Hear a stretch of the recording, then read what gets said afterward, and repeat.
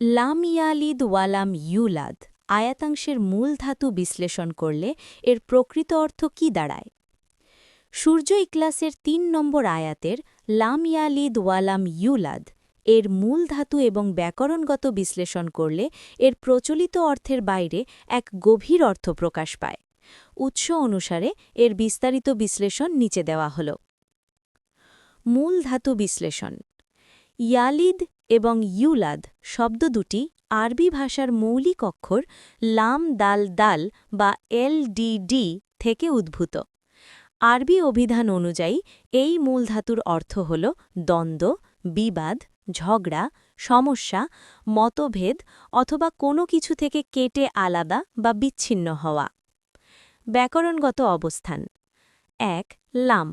এটি একটি নেতিবাচক অব্যয় বা হারফে নাফি যা বর্তমানকালের ক্রিয়াকে অতীতকালের অর্থে নেতিবাচক করে দেয়। ২. জাসিভ মুড।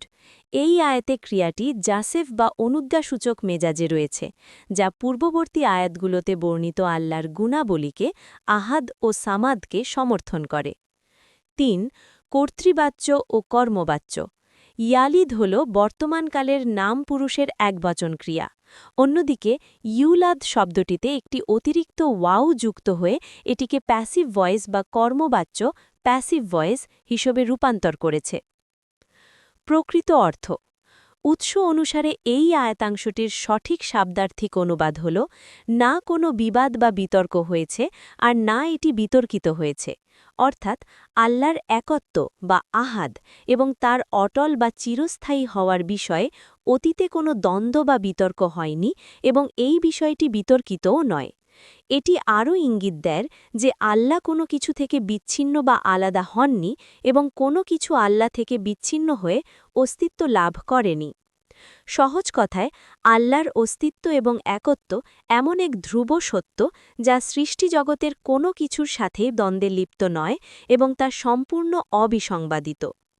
উৎস অনুসারে এই আয়াতাংশটি মূলত আল্লাহর সাথে সব কিছুর গভীর সংযোগকে নির্দেশ করে, যেমন প্রতিটি সৃষ্টি বা পরমাণু আল্লাহর সাথে যুক্ত এবং তার থেকেই জীবন শক্তি পায়।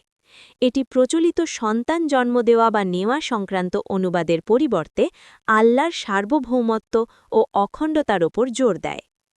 একটি সহজ উপমার মাধ্যমে বিষয়টি বোঝা যেতে পারে, যেমন একটি বৃহৎ সমুদ্র এবং তার ঢেউগুলো সমুদ্র থেকে আলাদা কোনো স্বাধীন সত্তা নয়, আবার সমুদ্রের অস্তিত্ব নিয়েও ঢেউয়ের কোনো বিরোধ নেই।